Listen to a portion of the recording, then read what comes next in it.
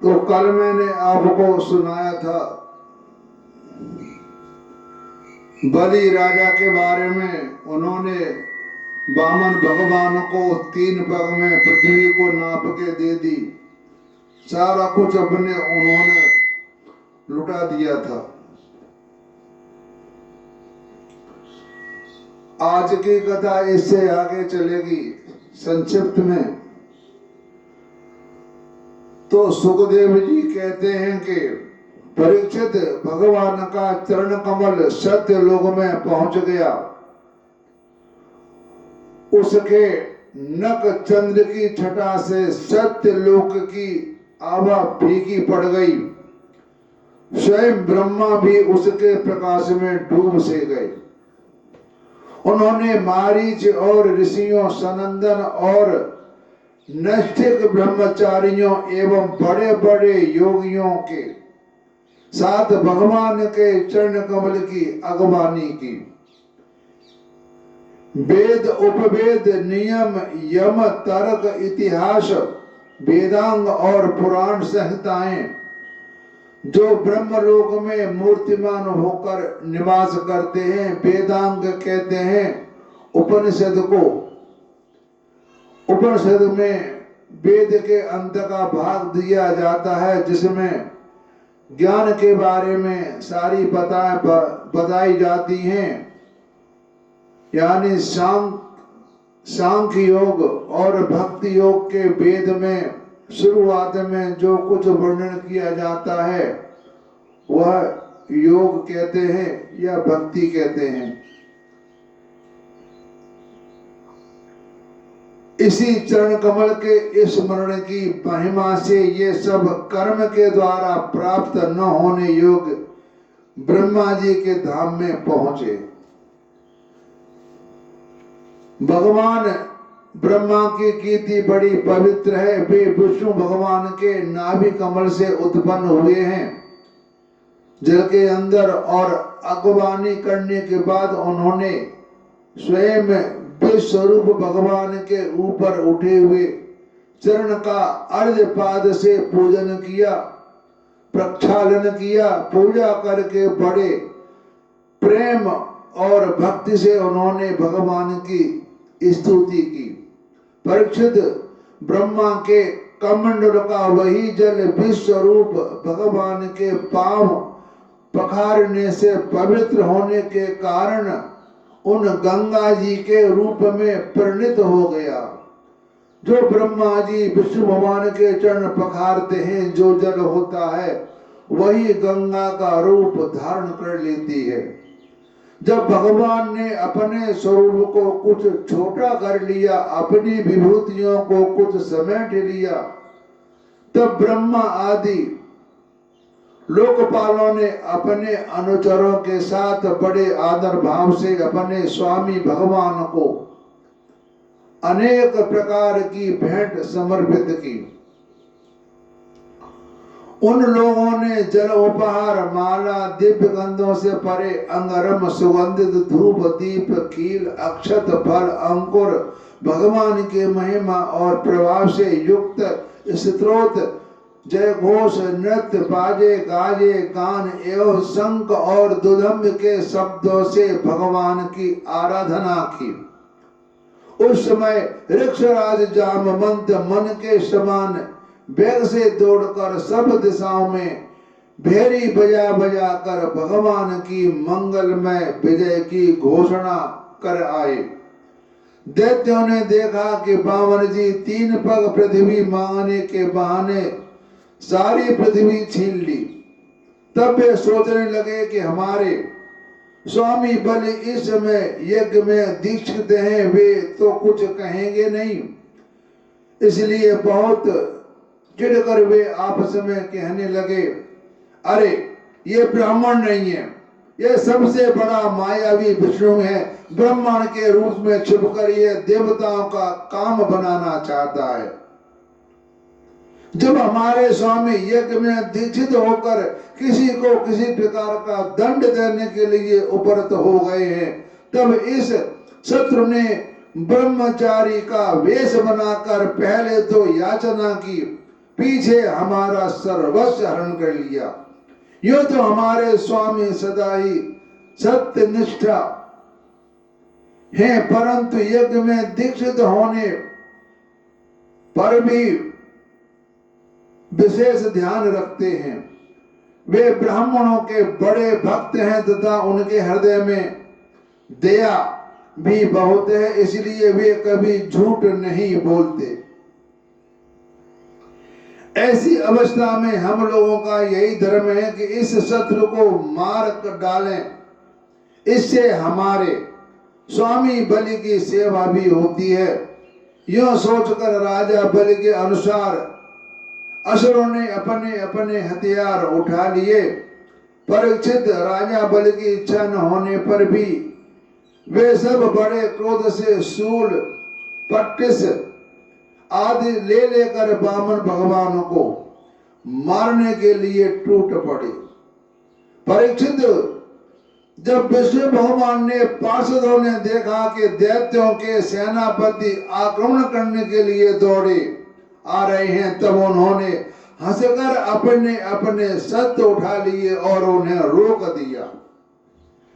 नंद सुनंद जय विजय प्रबल बल मुकुंद कुमुदाक्ष विषसेन करुण जयंत सुतदेव पुष्पदंत और सातवत, ये सभी भगवान के पार्षद 10-10 हजार हाथियों का बल रखते हैं। वे असुरों की सेना का संहार करने लगे। जब राजा बलि ने देखा कि भगवान के पार्षद मेरे सैनिकों को मार रहे हैं और वे क्रोध में भरकर उनसे लड़ने के लिए तैयार हो रहे हैं, तो उन्होंने शुक्राचार्य के शाप का स्मरण करके उन्हें युद्ध करने से रोक दिया। उन्होंने विप्रचित, राहु, नेम आदि दैत्यों को संबोधित करके कहा कि भाइयों, मेरी बात सुनो, लड़ो मत, वापस लौट आओ। यह समय हमारे कार्य के लिए अनुकूल नहीं है, यानी ठीक नहीं है, क्योंकि मुझे मेरे गुरु ने शाप दे दिया, इसलिए युद्ध करना बंद कर दो, वापस लौट आओ। दैत्य जो काल समस्त प्राणियों को सुख और दुख देने की सामर्थ्य रखता है, उसे यदि कोई पुरुष चाहे कि मैं अपने पितरों से दबा दूं, तो वह उसकी शक्ति से बाहर है। जो पहले हमारी उन्नति और देवताओं की अवनति के कारण हुए थे, वही काल भगवान अब उनकी उन्नति और हमारी अवनति के कारण हो रहे हैं। बल, मंत्री, बुद्धि, दुर्ग, मंत्र, औषधि और समाधि उपाय, इनमें से किसी भी साधन के द्वारा अथवा सबके द्वारा मनुष्य काल पर विजय नहीं प्राप्त कर सकता। जब देव तुम लोगों के अनुकूल था, तब तुम लोगों ने भगवान के इन पार्षदों को कई बार जीत लिया था, पर देखो आज वे ही युद्ध में हम पर विजय प्राप्त करके सिंहनाद कर रहे हैं। यदि देव हमारे अनुकूल हो जाएगा तो हम भी इन्हें जीत लेंगे। इसलिए उस समय की प्रतीक्षा करो जो हमारी कार्य सिद्धि के लिए अनुकूल है। तो सुखदेव जी कहते हैं कि परीक्षित, अपने स्वामी बलि की बात सुनकर भगवान के पार्षदों से हारे हुए दानव और दैत्य सेनापति रसातल में चले गए। उनके बाद भगवान के हृदय की बात जानकर पक्षीराज गरुड़ ने वरुणों के पासों से बलि को बांध दिया। उस दिन अश्वमेध यज्ञ में सोमपान होने वाला था। जब सर्वशक्तिमान भगवान विष्णु ने बलि को इस प्रकार बंधवा दिया, तब पृथ्वी, आकाश और समस्त दिशाओं में लोग हाय हाय करने लगे। यद्यपि बलि वरुण के पासों से बंधे हुए थे, उनकी संपत्ति भी उनके हाथों से निकल गई थी। असुर, तुमने मुझे पृथ्वी के 3 पग दिए थे, 2 पग में तो मैंने सारी त्रिलोकी नाप ली, अब तीसरा पग पूरा करो। जहां तक सूर्य की गरिमा पहुंचती है, जहां तक नक्षत्र और चंद्रमा की किरणें पहुंचती हैं, और जहां तक बादल जाकर बरसते हैं, वहां तक की सारी पृथ्वी तुम्हारे अधिकार में थी।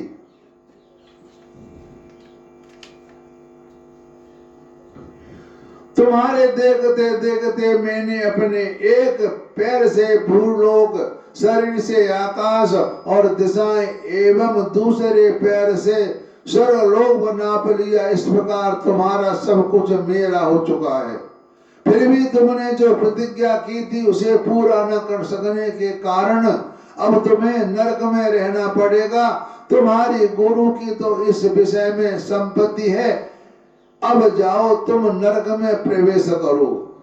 जो याचक को देने की प्रतिज्ञा करके मुकर जाता है और इस प्रकार उसे धोखा देता है, उसके सारे मनोरथ व्यर्थ होते हैं। स्वर्ग की बात तो दूर रही, उसे नरक में गिरना पड़ता है। तुम्हें इस बात का बड़ा घमंड था कि मैं बड़ा धनी हूं। तुमने मुझसे दूंगा ऐसी प्रतिज्ञा करके फिर धोखा दे दिया। अब तुम वर्षों तक इस झूठ का फल नरक भोगोगे। तो सुखदेव जी कहते हैं कि परीक्षित, इस प्रकार भगवान ने असुर राज बलि का बड़ा तिरस्कार किया और उन्हें धैर्य से विचलित करना चाहा, परंतु वे तनिक भी विचलित न हुए और बड़े धैर्य से बोले। दैत्यराज बलि ने कहा, देवताओं के आराध्य देव, आपकी कीर्ति बड़ी पवित्र है। क्या आप मेरी बात को असत्य समझते हैं? ऐसा नहीं, मैं उस सत्य कर दिखाता हूं, आप धोखे में नहीं पड़ेंगे। आप कृपा करके अपना तीसरा पग मेरे सिर पर रख दीजिए। मुझे नरक में जाने का अथवा राज्य से अच्युत होने का भय नहीं। मैं पास में बंधने अथवा अपार दुख में पड़ने से भी नहीं डरता। मेरे पास फूटी कौड़ी भी न रहे अथवा आप मुझे घोर दंड दें, यह भी मेरे भय का कारण नहीं है। मैं डरता हूं तो केवल अपनी अपकीर्ति से। अपने पूजनीय गुरुजनों के द्वारा दिया हुआ दंड जो जीव मात्र के लिए अत्यंत वांछनीय है, क्योंकि वैसा दंड माता पिता भाई और सहृदय भी मोह से नहीं दे पाते।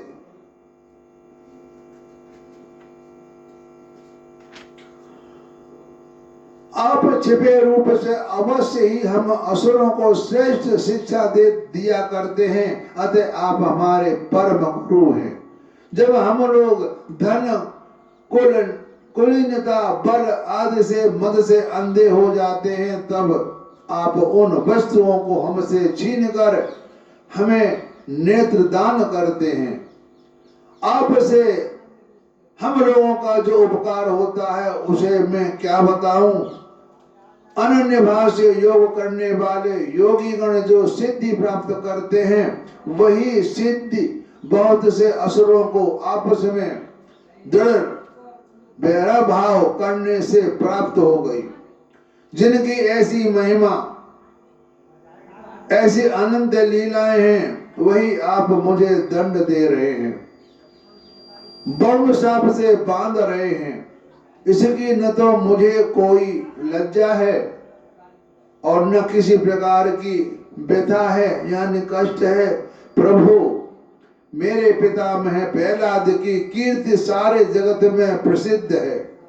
वे आपके भक्तों में श्रेष्ठ माने गए हैं। भक्त प्रहलाद इनके बाबा थे। उनके पिता हिरण्यकश्यप ने आपसे बैर विरोध रखने के कारण उन्हें अनेक प्रकार के दुख दिए, परंतु वे आपके ही परायण रहे। उन्होंने अपना जीवन आप पर ही निछावर कर दिया। उन्होंने यह निश्चय कर लिया कि शरीर को लेकर क्या करना है, जब यह एक न एक दिन साथ छोड़ ही देता है। जो धन संपत्ति के लेने के लिए सुजन बने हुए हैं, उस डाकुओं से अपना स्वार्थ ही क्या है। यानी जब हम मर जाते हैं तो हमारे भाई बंद या परिवार के लोग छीना झपटी करते हैं। इससे तो अच्छा है कि हम अपना धन भगवान को दे दें, तो ये छीना झपटी कुछ नहीं करेंगे।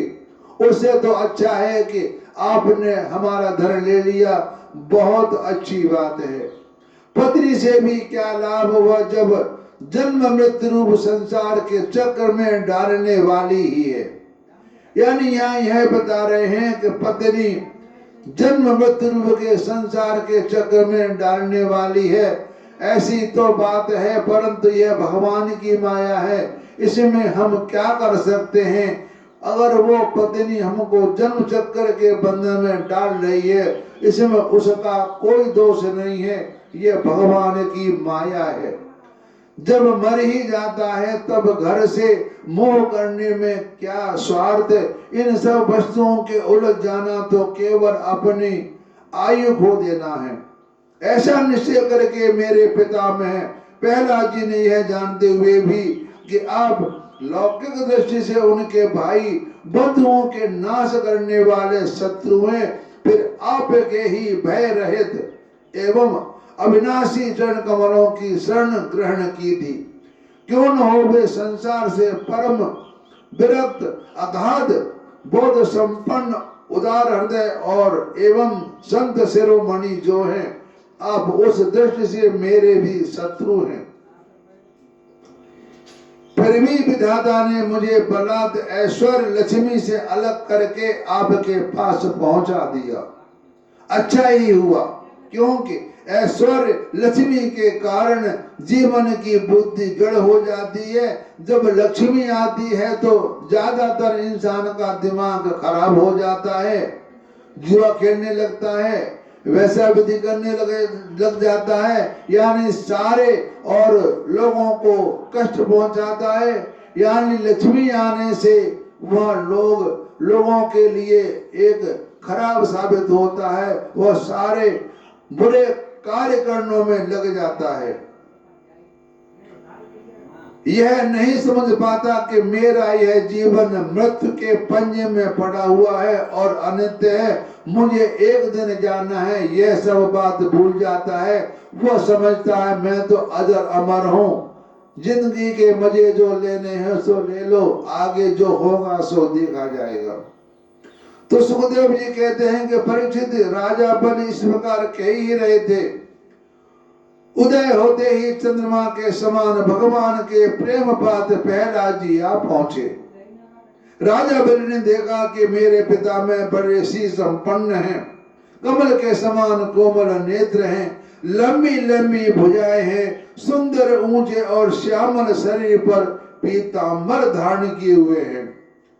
बलि इस समय वरुणा पास में बंधे हुए थे, इसलिए प्रहलाद जी के आने पर जैसे पहले वे उनकी पूजा किया करते थे उस प्रकार न कर सके। उनके नेत्र आंसुओं से चंचल हो उठे और लज्जा के मारे मुंह नीचा हो गया। उन्होंने केवल सिर झुकाकर उन्हें नमस्कार किया, वामन भगवान को। तो प्रहलाद जी ने देखा कि भक्त वत्सल भगवान वही विराजमान हैं और सुनंद नंद आदि पार्षद उनकी सेवा कर रहे हैं। प्रेम के उद्रेक से प्रहलाद जी का शरीर पुलकित हो गया, उनकी आंखों में आंसू आ गए। वे आनंद पूर्ण हृदय से सिर झुकाए अपने स्वामी के पास गए और पृथ्वी पर सिर रखकर उन्हें साष्टांग प्रणाम किया।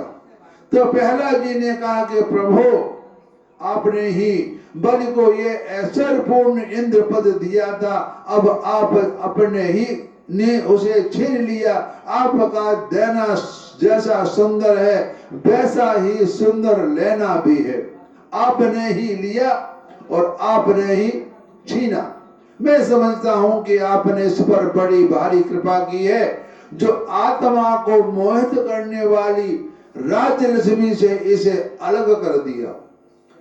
प्रभु, लक्ष्मी के मद से तो विद्वान भी पुरुष भी मोहित हो जाते हैं। उनके रहते भला अपने वास्तविक स्वरूप को ठीक ठीक कौन जान सकता है। अतः उस लक्ष्मी को छीनकर महान उपकार करने वाले समस्त जगत के महान ईश्वर सबके हृदय में विराजमान और सबके परम साक्षी श्री नारायण को मैं नमस्कार करता हूँ। सुखदेव जी कहते हैं कि परीक्षित प्रहलाद जी अंजलि बांध कर खड़े थे। उनके सामने भी भगवान ब्रह्मा जी ने वामन भगवान से कुछ कहना चाहा, परंतु इतने में ही राजा बलि की परम साधी पत्नी विंध्याचली ने अपने पति को बधा देकर भयभीत हो भगवान के चरणों में प्रणाम किया और हाथ जोड़ मुंह नीचा कर ये भगवान से बोली। राजा बलि की पत्नी का नाम साध्वी विंध्यावली साध्वी नाम था। तो विंध्यावली ने कहा कि प्रभु आपने अपनी क्रीड़ा के लिए ही इस संपूर्ण जगत की रचना की है, मतलब आपने अपने खेलने के लिए ही दुनिया को रचा है। जैसे एक बच्चा मिट्टी में खिलौने बनाता है और उसको जब खेल खत्म कर देता है उसको मिटा देता है, ऐसे ही आप अपनी खेल करते हो और उसको जब देर करता है तब उसको मिट देते हो। जो लोग कुबुद्धि हैं वे ही अपने को इसका स्वामी मानते हैं, जब आप ही इसके कर्ता भरता और संहर्ता हैं तब आपकी माया से मोहित होकर अपने को झूठ मूठ कर्ता मानने वाले निर्लज्ज आपको समर्पण क्या करेंगे। ब्रह्मा जी ने कहा कि समस्त प्राणियों के जीवनदाता, उनके स्वामी और जगत स्वरूप देवादिदेव प्रभु अब आप इसे छोड़ दीजिए, आपने इसका सर्वस्व ले लिया है, अतः अब यह दंड का पात्र नहीं है। इसने अपनी सारी भूमि और पुण्य कर्मों से उपार्जित स्वर्ग आदि लोक अपना सर्वस्व तथा आत्मा तक आपको समर्पित कर दिया है एवं ऐसा करते समय इसकी बुद्धि स्थिर रहती है, मतलब इसने अपनी आत्मा भी आपको दे दी है। यह धैर्य से अच्युत नहीं हुआ है, अलग नहीं हुआ। प्रभु जो मनुष्य सच्चे हृदय से कृपणता छोड़कर आपके चरणों में जल का अर्घ देता है और केवल दूर्वादल से भी आपकी सच्ची पूजा करता है, उसे भी उत्तम गति को प्राप्त होती है। फिर बलि ने तो बड़ी प्रसन्नता से धैर्य और स्थिरता पूर्वक आपको त्रिलोकपति दान कर दिया है, तब यह दुख का भागी कैसे हो सकता है। जब हम पूजा करते हैं तो दूर्वा और तुलसा को लेना जरूर समझते हैं। श्री भगवान ने कहा कि ब्रह्मा जी मैं जिस पर कृपा करता हूँ उसका धन छीन लिया करता हूँ, क्योंकि जब मनुष्य धन के मद से मतवाला हो जाता है तब मेरा और लोगों का तिरस्कार करने लगता है। अब जीव अपने कर्मों के कारण विवश होकर अनेक योनियों में भटकता रहता है। जब कभी मेरी बड़ी कृपा से मनुष्य का शरीर प्राप्त करता है, मनुष्य योनि में जन्म लेकर यदि कुलीनता कर्म अवस्था रूप विद्या ऐश्वर्य और धन आदि के कारण घमंड न हो जाए तो समझना चाहिए कि मेरी बड़ी ही कृपा है। भगवान कहते हैं कि अगर तुम्हारे ऊपर किसी चीज का घमंड क्रोध नहीं है तो समझो कि मेरे ऊपर भगवान की बड़ी कृपा है।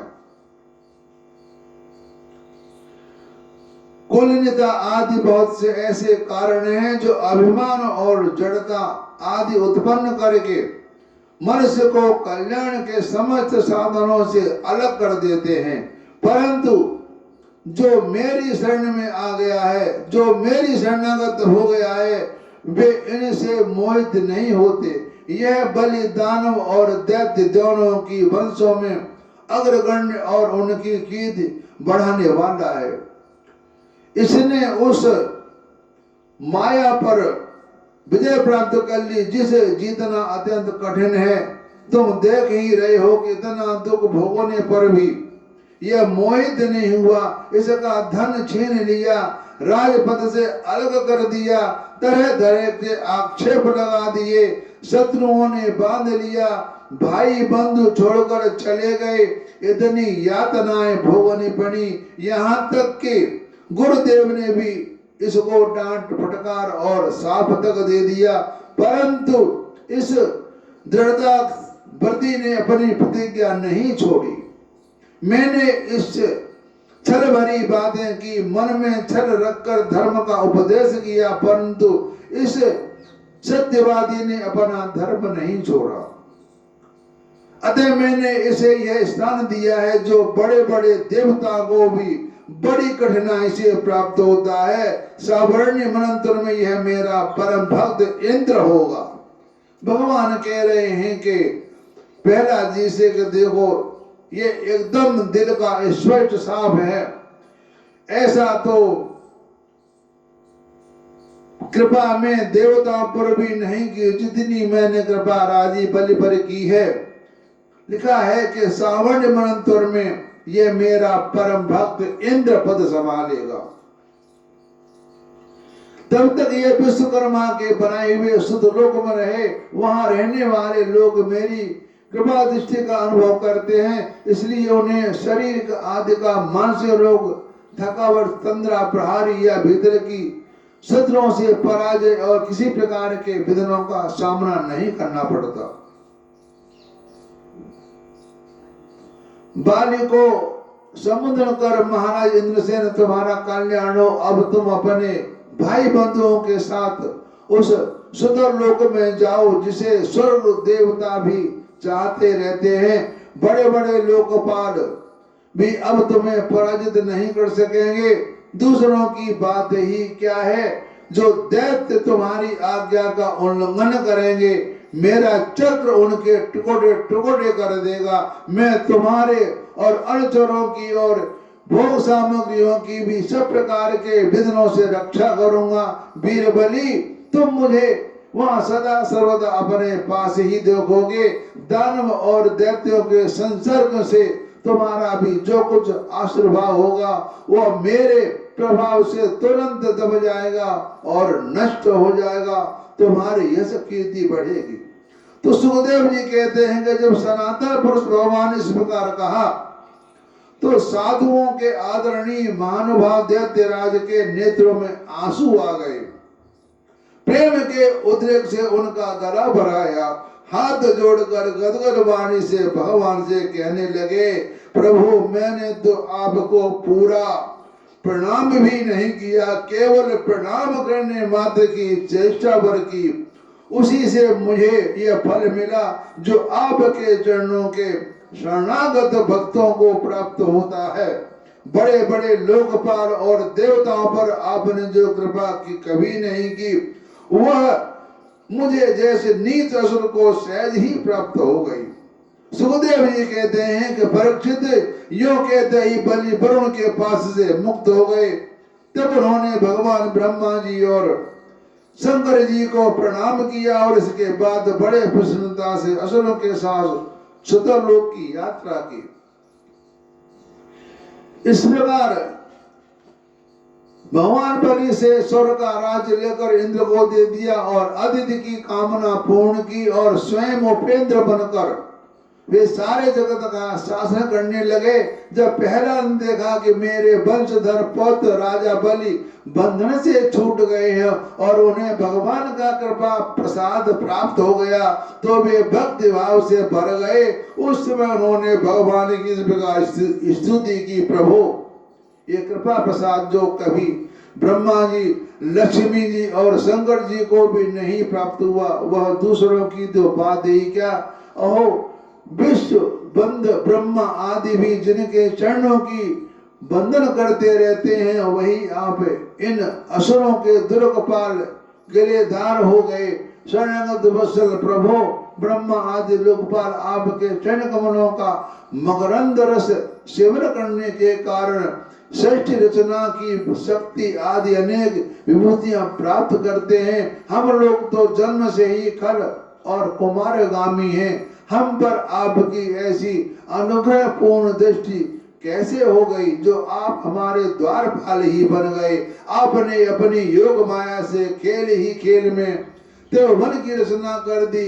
आप सर्वज्ञ सर्वात्मा और समदर्शी हैं, फिर भी आपकी लीलाएं बड़ी विलक्षण जान पड़ती हैं। आपका स्वभाव कल्प वृक्ष के समान है, क्योंकि आप अपने भक्तों से अत्यंत प्रेम करते हैं। जो द्वारपाल भगवान खड़ा हो जाता है तो उसका कोई क्या बिगाड़ सकता है। आप अंदाज लगाइए, राजा बलि के दरवाजे पर भगवान का हमेशा पहरा रहता था।